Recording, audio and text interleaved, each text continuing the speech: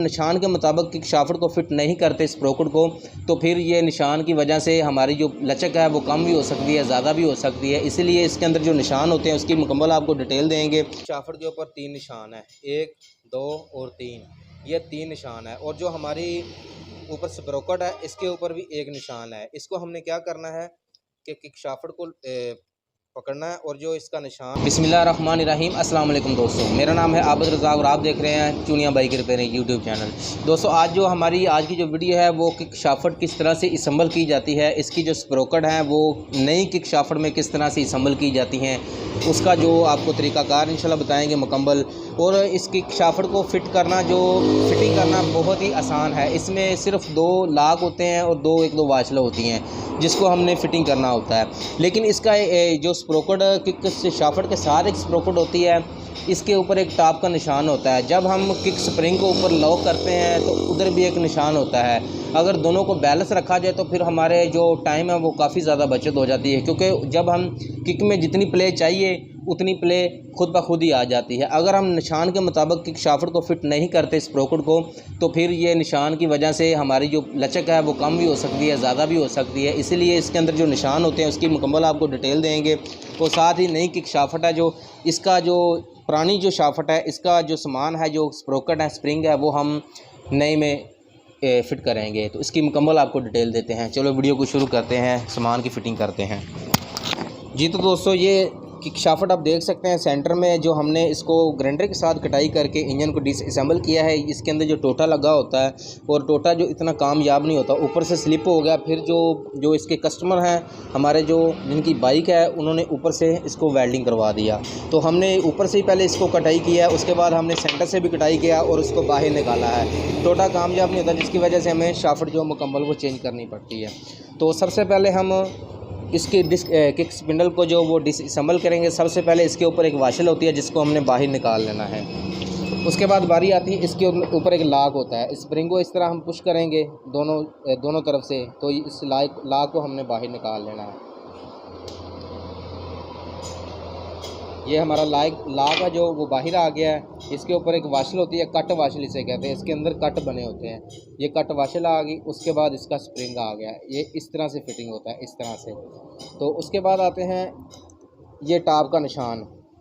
ये निशान काफ़ी छोटा है, ये वाला मेरे जो अंगूठे के पास निशान है, और उसके बाद इधर एक निशान है, ये वाला निशान। इन दोनों को बैलेंस रखना पड़ता है। तो इस निशान को भी हम वो आपको मैं साफ़ करके दिखाता हूँ। जी ये वाला निशान, ये टॉप का निशान होता है जो हमने बैलेंस रखना होता है। जो हमारा नई किक शाफ्ट है उसके ऊपर भी 2 निशान होंगे, 2 निशान ही इसके ऊपर थे, लेकिन ऊपर टोटा जो है वो इसके वेल्डिंग हुआ, जिसकी वजह से इसके ऊपर कोई निशान नहीं होता, क्योंकि लोकल मार्केट से मिलता है। तो उसके बाद आते हैं, हमारा एक लॉक है जो नीचे वाली स्प्रोकेट के ऊपर है, इसको भी हमने बाहर निकालना है।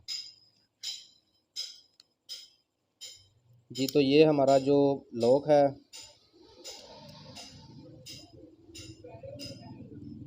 जी तो ये जो लॉक है इसका वो भी बाहर आ गया है। एक जैसी दोनों लॉक होते हैं, इस छोटा बड़ा नहीं होता। उसके बाद हमने स्प्रोकेट को बाहर निकाल लेना है और जो इसकी शाफ्ट है उसको हमने अलग कर देना है। इस स्प्रोकेट के ऊपर भी एक वाशल होती है, किक वाशल, ये वाशल, ये इसके ऊपर भी होती है एक। तो ये था हमारा ये जो फ्री हो गया है, जो किक शाफ्ट पुराने वाली है वो बिल्कुल फ्री हो गई है। तो अभी बारी आती है नई शाफ्ट को जो वो फिट करने की। जो नई शाफ्ट है वो हम क्राउन लिफान कंपनी की इस्तेमाल कर रहे हैं। क्राउन लिफान की कंपनी की ये बहुत ही अच्छी शाफ्ट है, इसके धंधे भी बहुत ही प्यारे होते हैं। तो इसके ऊपर 3 निशान है, देखें 1, 2 और 3, ये 3 निशान है टॉप के। तो इसको कैसे फिटिंग किया जाता है उसकी आपको मुकम्मल अभी मैं डिटेल देता हूँ। सबसे पहले ये वाली स्प्रोकेट पहले करते हैं। स्प्रोकेट, इसका कोई टॉप का निशान नहीं होता, ये स्प्रोकेट बिल्कुल फ्री होती है, इसका कोई ऊपर निशान नहीं टॉप का होता। इसको हमने स्पिंडल के अंदर, शाफ्ट के अंदर इस तरह से लगा देना। ये बिल्कुल रमा होनी चाहिए, टाइट नहीं होनी चाहिए। अगर टाइट होगी तो फिर मसला करेगी, लेकिन ये बिल्कुल रमा है। उसके बाद हमने क्या करना है, जो इसके ऊपर वाशल थी, वाशल हमने ऊपर लगानी है इस तरह से। और जो इसके लॉक हैं, लॉक हमेशा मैं बताता हूँ कि लॉक जो आपने थोड़े थोड़े से टाइट कर लेने हैं, क्योंकि जब लॉक को हम निकालते हैं बाहर तो लॉक का थोड़ा सा साइज़ बड़ा हो जाता है, मुंह जो इसका वो बड़ा हो जाता है, जिसकी वजह से लॉक लूज़ रह जाता है। تو یہ ٹائٹ ہو گیا. اس کے بعد ہم نے اس لاک کو لگا دینا ہے. جی تو یہ ہمارا جو لاک ہے یہ والا اس طرح سے یہ مکمل طور پر جو فٹنگ ہو چکا ہے لاک. اس کے بعد باری آتی ہے ٹاپ کا نشان، جو سب سے مین پوائنٹ کی بات ہے. اس کی شافٹ کو فٹنگ کرنے کے دوران جو مین شافٹ مین جو اس کا جو نشان ہے اس کو ہم نے سیدھا رکھنا ہے. سب سے پہلے آپ دیکھ سکتے ہیں کہ یہ کک شافٹ ہے. کک شافٹ کے اوپر 3 نشان ہیں، 1 2 اور 3. یہ 3 نشان ہے. اور جو ہماری اوپر سپروکٹ ہے اس کے اوپر بھی ایک نشان ہے. اس کو ہم نے کیا کرنا ہے کہ کک شافٹ کو پکڑنا ہے، اور جو اس کا نشان ہے یہ شاید آپ دیکھ رہے ہیں، یہ نشان بالکل آمنے سامنے ہونے چاہیے، آمنے سامنے اس طرح سے. یہ دیکھ سکتے ہیں آپ، یہ کک شافٹ کا نشان اور یہ ہمارا دونوں نشان، یہ دونوں بالکل بیلنس ہونے چاہیے. تو یہ ہماری جو یہ 3 نشان ہیں، یہ اوپر والا نشان جو ہوتے ہیں یہ لاک کے ہوتے ہیں. جو کک شافٹ کے سپرنگ کے اوپر جو لاک ہوتا ہے اس کے لیے ہوتے ہیں، جو اس کی اوپر والی دندہ ہوتا ہے ٹاپ کا. تو یہ جو لاک ہے یہ بالکل دیکھ سکتے ہیں، یہ ٹاپ کا نشان آ گیا. یہ بڑے کے ساتھ بالکل جو ہماری سپروکٹ کا نشان ہے وہ بالکل نظر آ رہا ہے، بیلنس ہے. ٹھیک ہے. اس کے بعد ہم نے کیا کرنا ہے کہ جو اس کے اوپر سپرنگ ہوتا ہے وہ سپرنگ ہم نے لگانا ہے. اس کے بعد ہم نے ایک واشل ہے جو اس کی کٹ واشل جس کو کہتے ہیں وہ ہم نے لگانی ہے. تو اس سے پہلے ہم نے لاک کو تھوڑا سا ٹائٹ کر لینا ہے. اس طرح سے لاک ٹائٹ ہو گیا ہمارا. اس کے بعد ہم نے یہ بھی لاک لگا دینا ہے. شافٹ کو جو ریپلیس کرنے کا طریقہ ہے وہ بہت ہی آسان ہے، بہت ہی آسان ہے. صرف اس میں ٹاپ کا نشان ہے، اس کا آپ نے خیال کرنا ہے. ٹھیک ہے. ٹاپ کا نشان ہمارا بیلنس ہوگا، کبھی ہماری جو کک ہے وہ آواز نہیں کرے گی. اور سب سے مین بات جو اس کو سپروکٹ ہے وہ بالکل رواں ہونے چاہیے. اس طرح سے یہ کڑک کڑک کی آواز آپ سن رہے ہیں ساتھ میں، اس طرح سے بالکل اس کو رواں ہونا چاہیے. اگر یہ سپروکٹ ٹائٹ ہوگی یا اس طرح سے نہیں جو سلپ کرے گی تو پھر جو وہ کک آواز کرنے کا خطرہ ہوتا ہے، مسئلہ بن جاتا ہے. تو یہ بالکل اس طرح سے رواں ہونا چاہیے اس کو. ٹھیک ہے. یہ ہماری تھی. اس کے بعد اس کی جو واشل ہے، یہ واشل بہت ہی ضروری ہوتی ہے اوپر لگانے. اگر واشل اوپر نہ لگائیں تو جو کک جو شافٹ ہے یہ سپروکٹ ہے یہ آواز آپس میں کرتی ہیں، بہت ہی زیادہ گندی آواز ہے ان کی جو یہ آپس میں آواز کرتی ہیں. تو جی دوستو یہ اس کا جو پرانے والا تھا اور یہ نئے والا. یہ ٹاپ کا نشان آپ دیکھ رہے ہیں. ابھی دوسری طرف سے آپ کو بھی دکھاتا ہوں. جب ہم مین کیس کو اوپر رکھ دیں گے اس کے بعد جی تو دوستو یہ اس کا جو وہ دوسرے والا لاک ہے. ٹھیک ہے. اس طرح سے کچھ فٹنگ ہوگا اس طرح سے، یہ آپ دیکھ سکتے ہیں.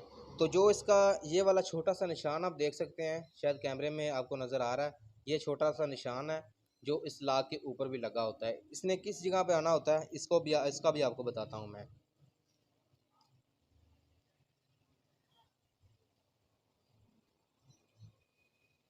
جی یہ آپ طوطے کا نشان دیکھ سکتے ہیں. یہ آپ کو 1 اور 2 نشان اور تیسرا اس طوطے کے اوپر ہوتا ہے جو اس کا لاک ہوتا ہے. تو اس کے بالکل برابر آنا چاہیے. اگر اس کے بالکل برابر ہم رکھیں گے نشان کو تو ہماری کک کبھی بھی آواز جو وہ نہیں کرے گی. کبھی بھی جو کک کی زیادہ مثال یہ کک ہے ہماری، اس کو اتنا کام کرنا، اتنی پلے اس کے اندر ہونی چاہیے. اگر نشان کے مطابق آپ رکھیں گے تو اتنی ہی پلے آئے گی. اگر نشان کے مطابق نہ رکھیں گے پلے بالکل ختم بھی ہو سکتی ہے، پلے زیادہ بھی ہو سکتی ہے. مثال آپ کی کک یہاں کام کرے گی تو بالکل ٹھیک ہے، لیکن نشان کے برابر آپ جی تو رکھیں گے دوستو تو ابھی ہم کک نشان آگے شافٹ پیچھے کا ہوگا، لاگ کک آپ کی لگائیں گے. ادھر یہاں سب جا سے کے بھی پہلے آپ کام کو کر بتاتا سکتی چلوں ہے کہ جس اور طرح یہاں بھی کام کک کر شافٹ کو سکتی ہے. ٹاپ پر کرنے زیادہ پہ جو کاؤنٹر پلے شافٹ ہوتی ہے بالکل فری ہو وہ بھی جاتی ٹھیک نہیں ہے. ہوتی، اور جو جب ہم زیادہ شافٹ کو پلے ختم نہ کریں ہو گے یہ اس کے تاک مطلب آپ دیکھ اس کا سکتے جو ہیں نقصان کک ہے وہ شافٹ ہوتا بھی ہے ساتھ کہ ساتھ جو موو سپروکن کر ہے رہی ہے. آپس میں تو اس ایسا نہیں ہونا سپروکٹ چاہیے کو جب ہم جو وہ شافٹ کے اوپر اوپر نہیں لاگ جاتی پر جس کی وجہ سے ٹاپ یہ پر آپس کریں میں گے سے تو ٹکرا جس کے کاؤنٹر اس شافٹ طرح ہے وہ سے بالکل فری آواز ہونی کرتی ہیں. چاہیے. یہ جس طرح ایسی ابھی آواز یہ آتی ہے کاؤنٹر شافٹ بالکل ٹھیک ہے. فری ہے.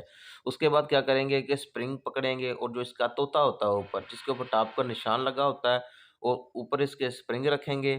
سپرنگ رکھنے کے بعد جو ہم اس کے اوپر کک شافٹ کے اوپر 3 نشان جو ہم نے جب ہم اسمبل کرنے لگے تھے آپ کو دکھائے تھے. ایک نشان جو وہ نیچے رہ گیا تھا مین جو کیس کے اندر، اور 2 نشان جو اوپر آ جاتے ہیں سینٹر کیس کے اوپر.